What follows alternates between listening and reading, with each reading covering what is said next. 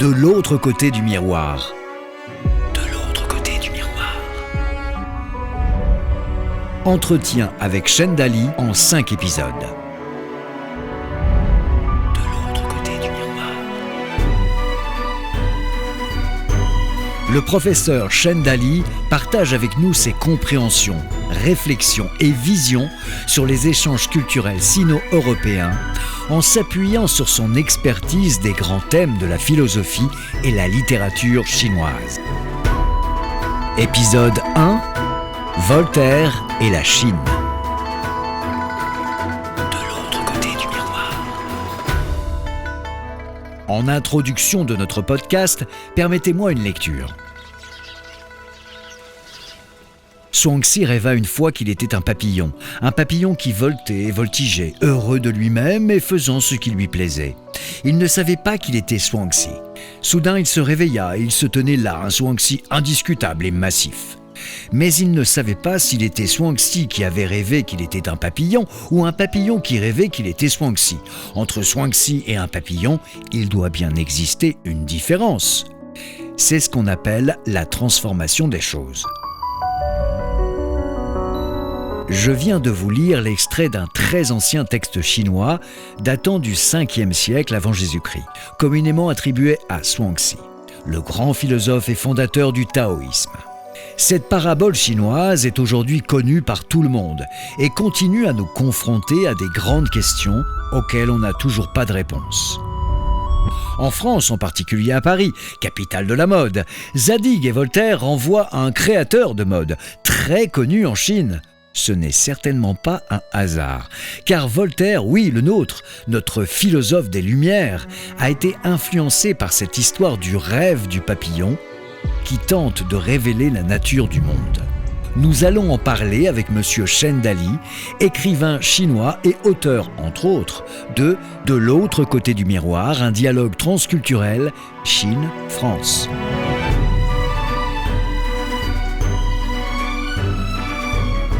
Monsieur Chendali, bonjour. Merci de nous accueillir chez vous, encore une fois.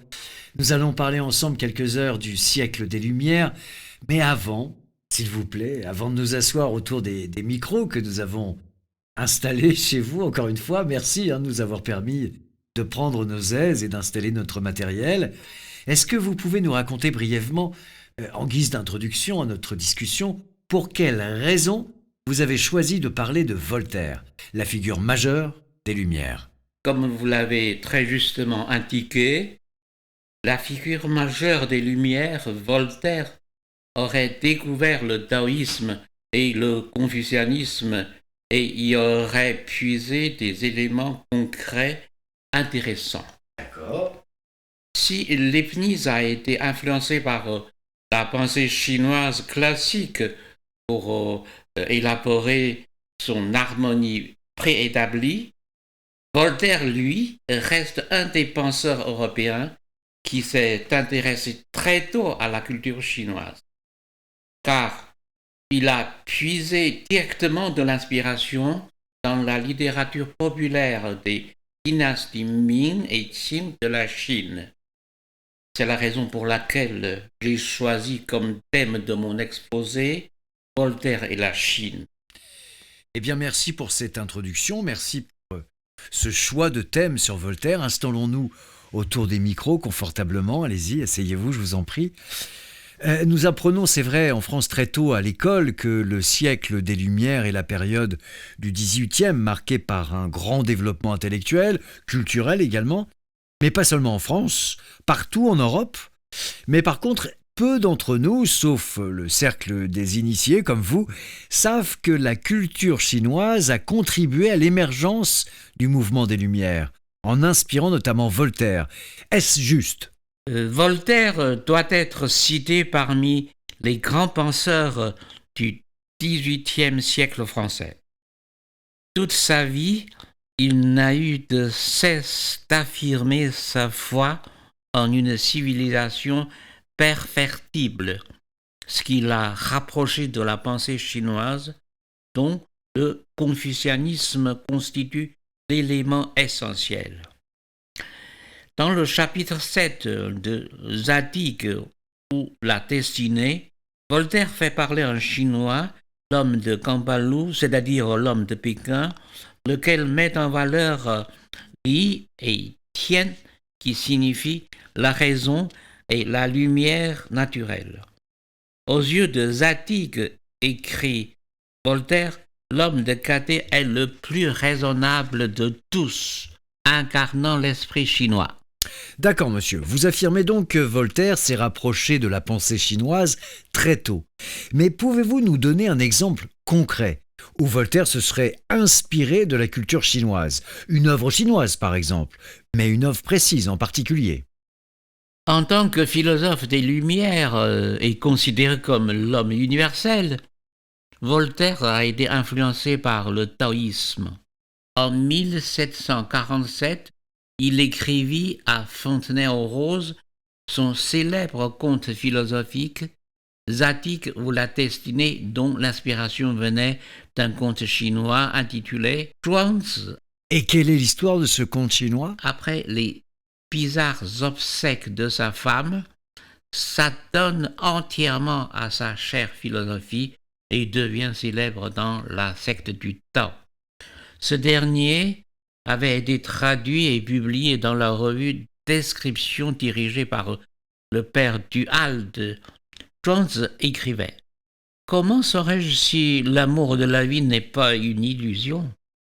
Un jour, moi, Zhuangzi, je rêvais que j'étais un papillon voltant de ci de là, putinant, satisfait de mon sort et ignorant mon état humain. Brusquement, je m'éveillais et me retrouvais tout surpris d'être moi-même. À présent, je ne sais plus si je suis un homme rêvant d'être un papillon ou si je suis un papillon rêvant d'être un homme. Oh, c'est formidable ce conte. Merci pour cet extrait que vous avez lu magistralement. Je répète la phrase clé. Surpris d'être moi-même, je ne sais plus si je suis un homme rêvant d'être un papillon ou si je suis un papillon rêvant d'être un homme. Une philosophie où la nature est en fait, c'est parfait. Vous nous parlez là du fameux rêve des rêves, je suppose. Alors expliquez-nous, qu'est-ce que le rêve du papillon au sens chinois? Eh bien, le rêve du papillon est une expression toute faite en chinois qui tire son origine d'une pièce de théâtre de la dynastie Yuan. Il s'agit d'un songe de Zhuangzi qui monte au ciel avec l'aide de l'étoile Vénus. Mais que signifie l'expression « le rêve du papillon » ? Ce passage d'homme à papillon et vice-versa, c'est pas banal comme mutation. Qu'est-ce que cela signifie ? L'expression signifie que la vie humaine est éphémère et illusoire. Zhuangzi, le rêveur en question, met en lumière sa philosophie mutationniste. Selon lui, la vie est éphémère comme le nuage et la brume. C'est une vision de la vie qui se reflète dans le comportement quotidien de Zhuangzi le taoïste.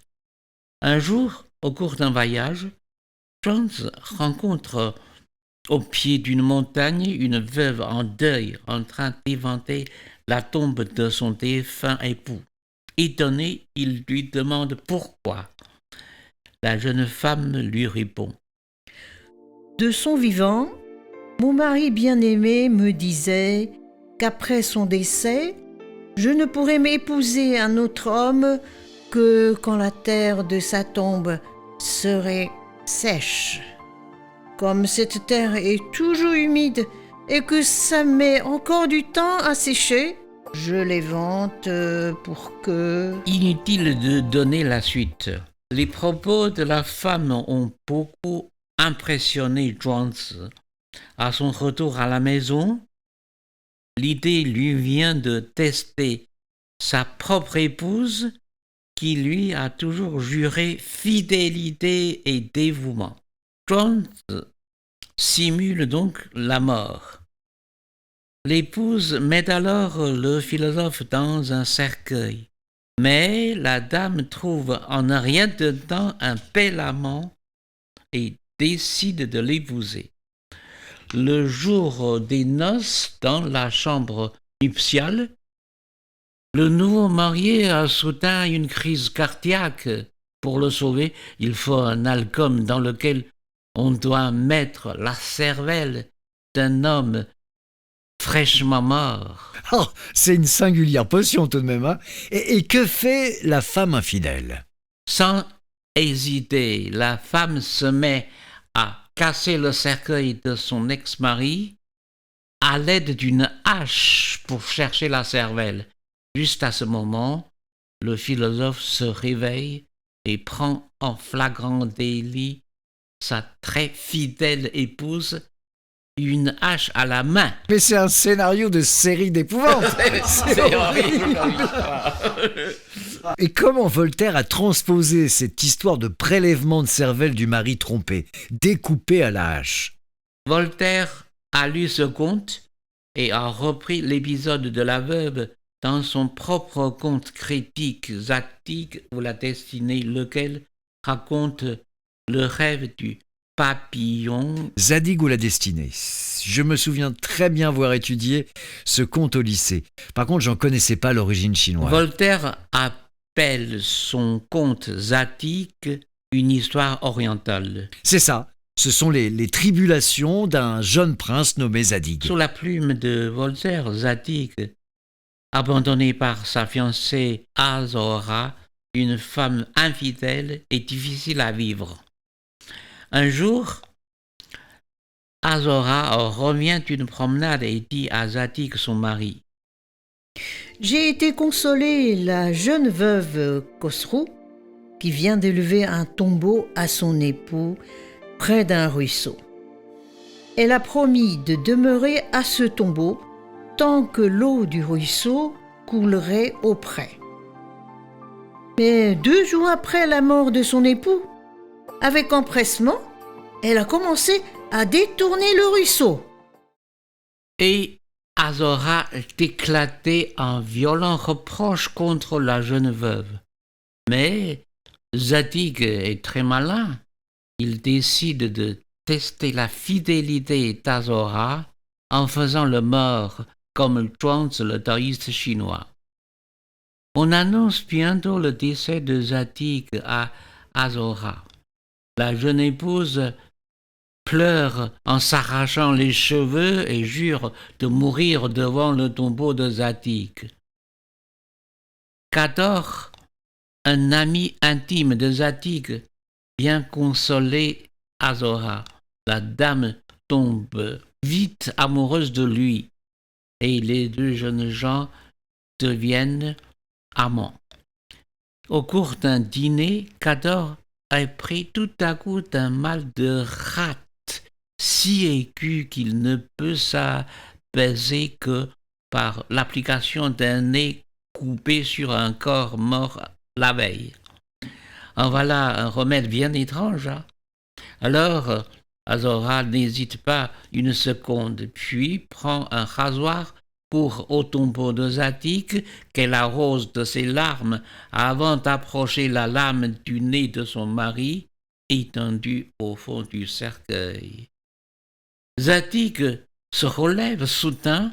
« Madame, le projet de me couper le nez vaut bien celui de détourner un ruisseau. » Pour finir, Zadig répudie la femme et s'adonne à l'étude de la nature, tout comme le philosophe chinois Zhuangzi, auquel il emprunte le thème de l'absurdité du monde humain pour dénoncer le mal moral. Très bien, vous venez de démontrer en effet le parallèle entre 2 contes qui a inspiré la plume de Voltaire. Mais après cette démonstration, quelle est votre interprétation à vous, monsieur Chendali?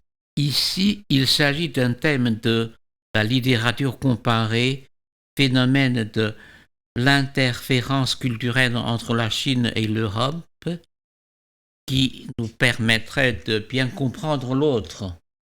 Ce dialogue transculturel est extrêmement important vu le choc des civilisations dans le monde d'aujourd'hui.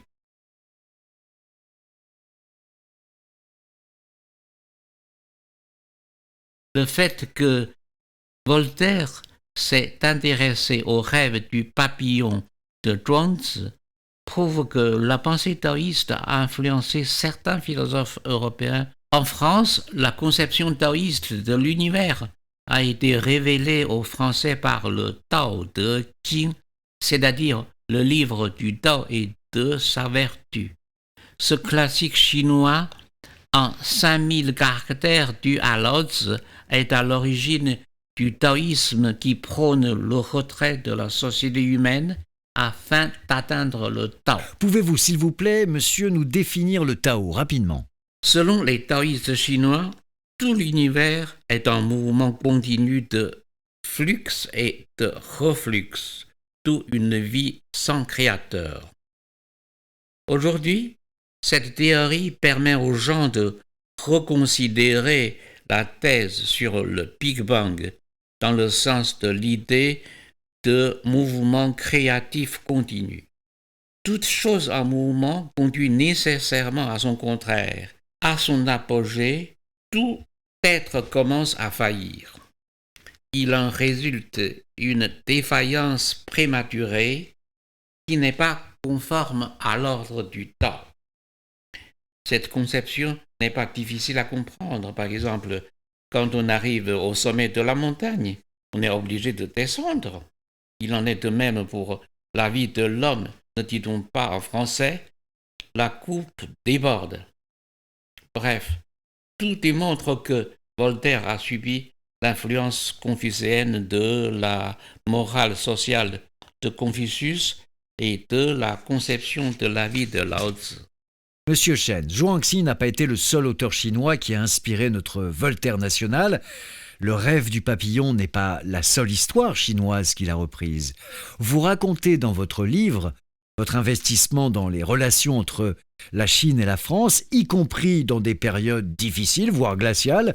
Vous avez d'ailleurs organisé en Chine un colloque international sur Voltaire avec au programme l'orphelin de Chine. À cette occasion, outre un forum à divers ateliers, nous avons procédé à une représentation de l'orphelin de la Chine de Voltaire dans sa version chinoise.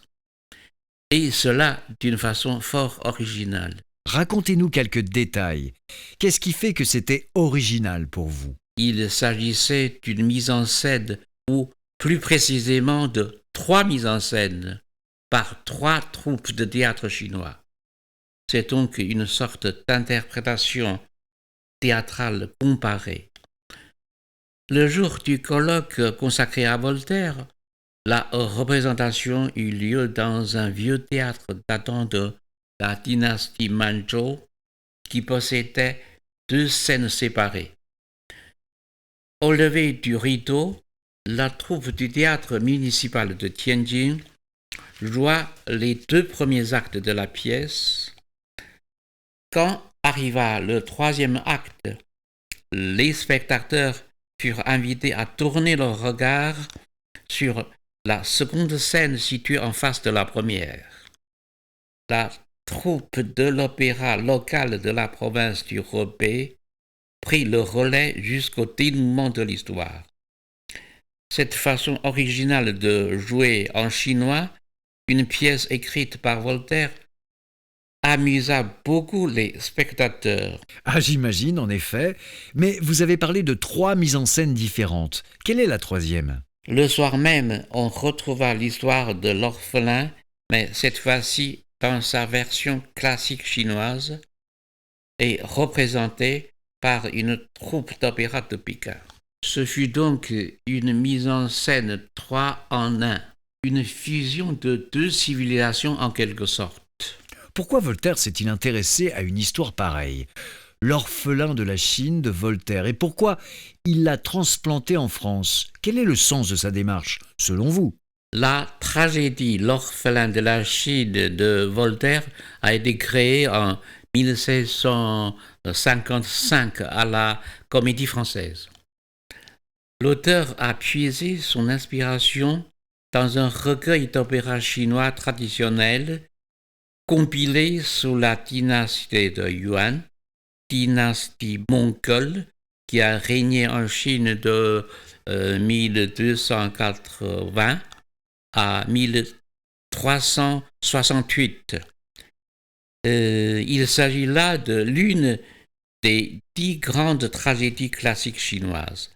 L'orphelin de la famille Zhao, seule œuvre du dramaturge Xu Jinxiang passée à la postérité.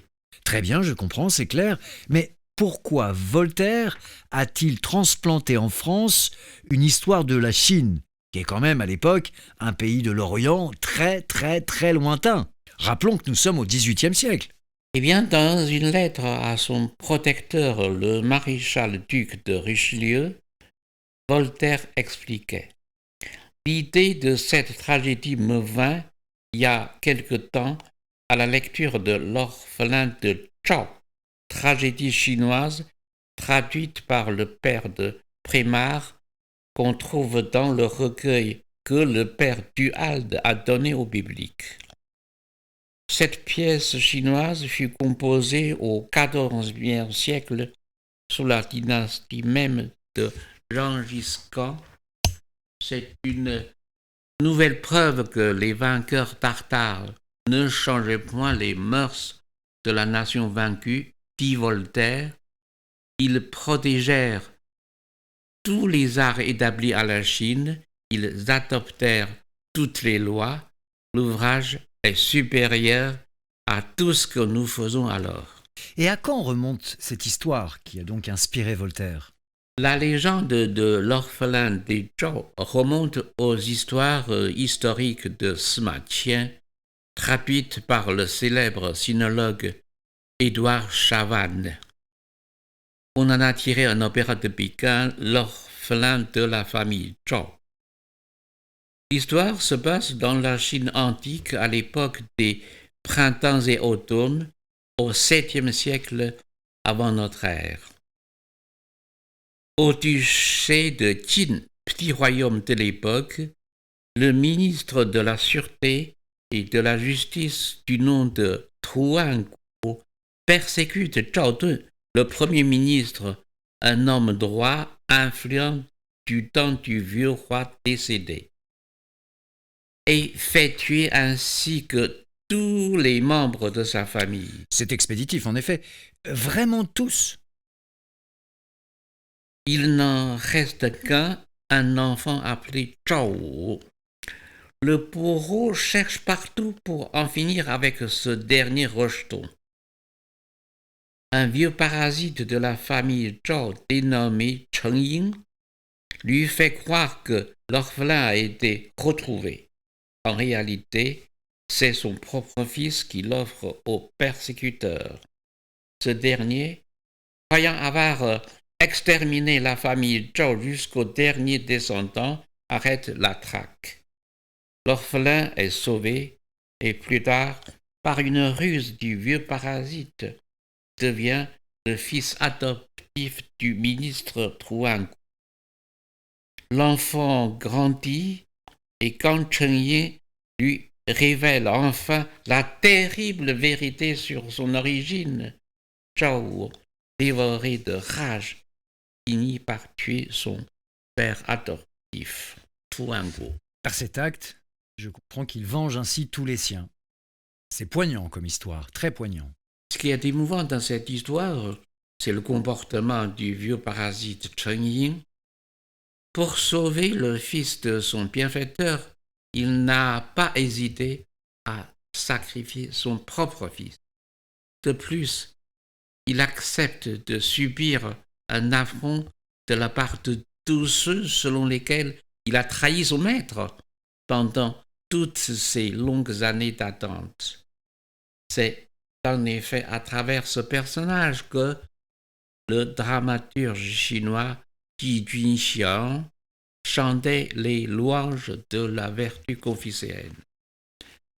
Alors je comprends en effet le rapport avec les valeurs confucéennes, c'est évident, mais est-ce que vous pouvez expliciter le lien avec Voltaire et son intérêt de l'adapter en France? Voltaire y voyait autant de valeurs morales qu'il pourrait proposer à ses compatriotes. Il affirmait: Puisque vous voulez citer Voltaire, permettez-moi de le lire, cette citation de Voltaire. L'orphelin de la famille Zhao est un monument qui sert plus à faire connaître l'esprit de la Chine que toutes les relations qu'on a faites et qu'on en fera à jamais de ce vaste empire.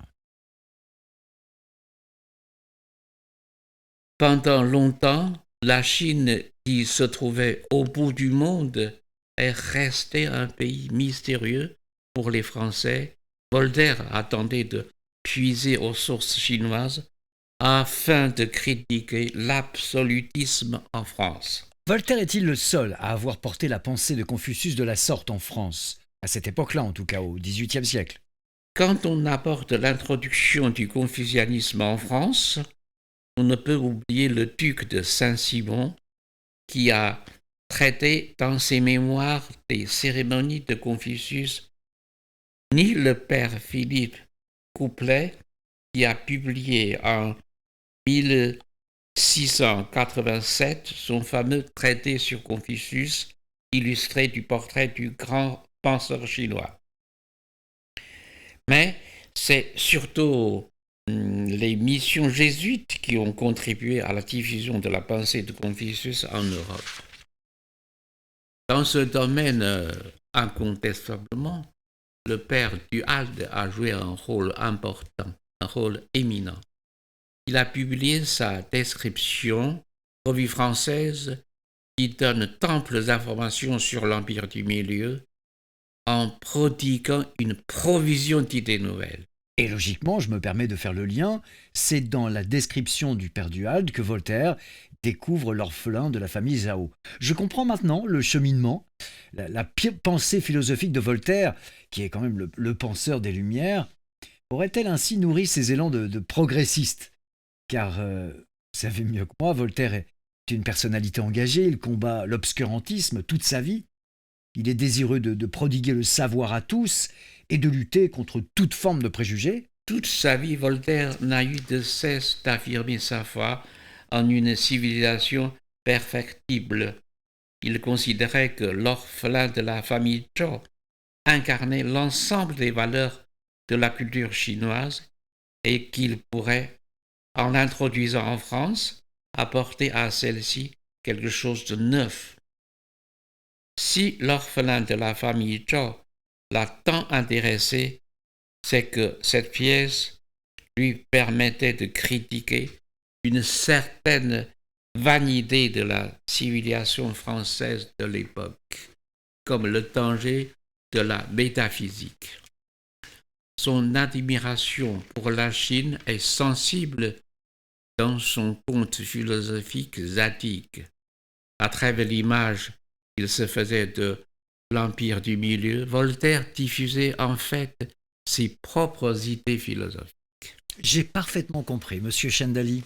Merci pour cette démonstration juste et claire. À ce sujet, l'attention que Voltaire portait à la civilisation d'une Chine très ancienne, païenne, mais aux mœurs pures, ensuite, des vertus strictement humanistes, la fidélité, l'esprit de sacrifice et l'attachement indéfectible à un idéal strictement humain, pour finir, l'orphelin de la famille Zhao, l'orphelin de la Chine, est l'expression évidente d'une philosophie de la vie qui serait en opposition marquée par l'esprit satirique de Candide. Un idéal strictement humain, dites-vous? Oui, effectivement, pour nourrir son combat également contre l'ignorance par la diffusion du savoir, n'est-ce pas? En introduisant l'orphelin de la famille Zhao dans le champ des humanités françaises, Voltaire a mis l'accent sur la précédence de Confucius et de sa morale. Il ne manquerait pas, espérait-il, d'inspirer aux Français de son époque l'amour de la vertu et l'horreur du vice. Sous la plume de Voltaire, Jean Gisquin oppose en sa seule personne le tyran au bon roi, puisqu'il dit à la fin de la pièce à Zanti, personnage principal de l'orphelin de la Chine, « Je fus un conquérant, vous m'avez fait un roi ». C'est plein de sens. Cet épisode prouve que, par l'esprit de syncrétisme, Voltaire, philosophe français, s'est laissé prendre à l'idée de la vertu de Confucius. Je sais que l'orphelin de la famille Jiao reste toujours une pièce importante dans le répertoire de l'opéra de Pékin. Les Chinois connaissent-ils la pièce de Voltaire? Et si oui, qu'en pensent-ils? Et je dois dire que l'orphelin de la Chine n'est pourtant pas une adaptation fidèle de l'œuvre du dramaturge chinois Qi Junxiang. Dans la pièce de ce dernier, l'histoire se passe au 7e siècle avant notre ère, alors que Voltaire situe l'action du temps de la prise de Pékin par les Mongols au 13e siècle. Il y a quand même une distance de 2000 ans. 20 siècles, c'est en effet un écart important.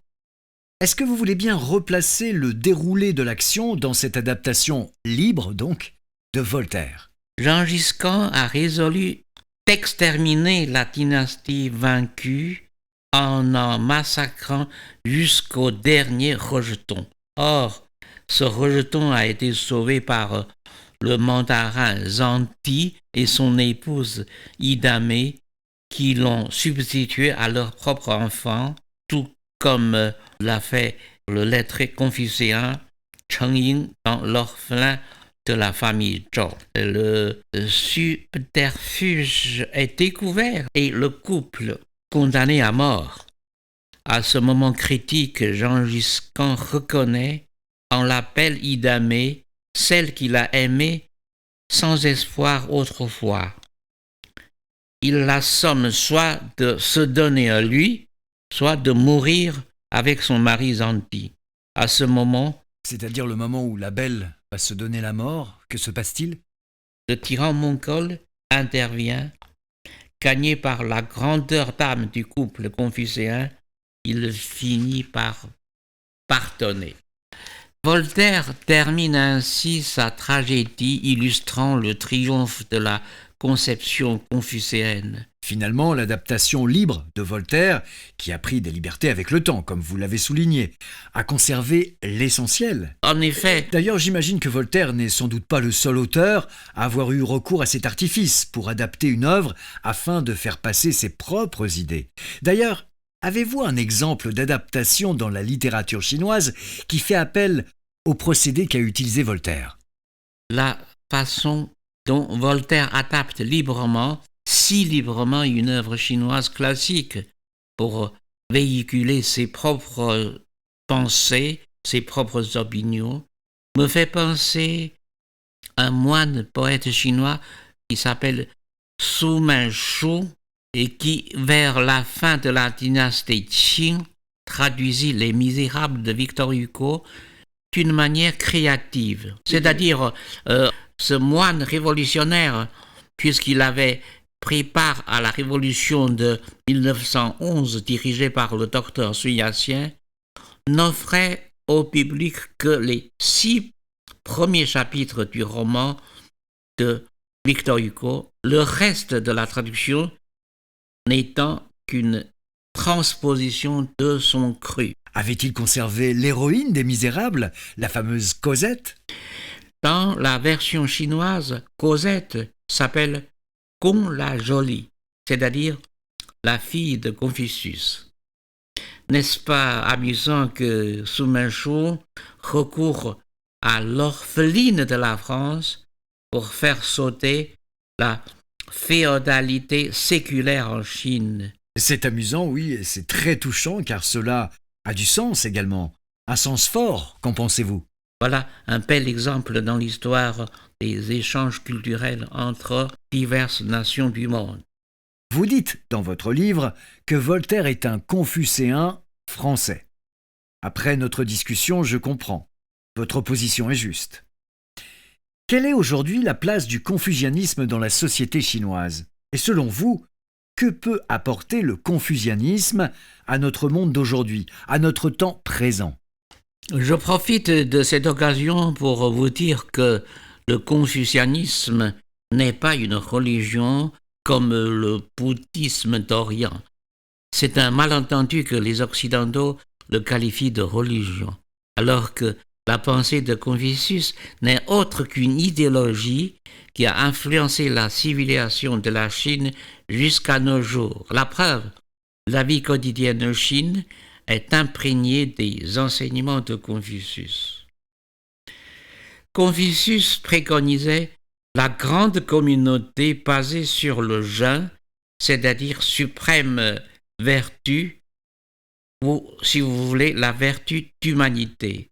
Il rêvait de réaliser ce qu'on peut appeler vraiment la grande union du monde, la fraternité universelle, un avenir meilleur de l'humanité. Merci pour ces mots de conclusion, merci de vos lumières pour nous expliquer les démarches de Voltaire et de vos parallèles avec des thèmes de la philosophie et de la littérature chinoise. Merci de vos enseignements, Monsieur Chendali. Je rappelle les références de votre livre, De l'autre côté du miroir, un dialogue transculturel Chine-France aux éditions Charles Moreau. De l'autre côté du miroir. De l'autre côté du miroir. Entretien avec Chendali en 5 épisodes.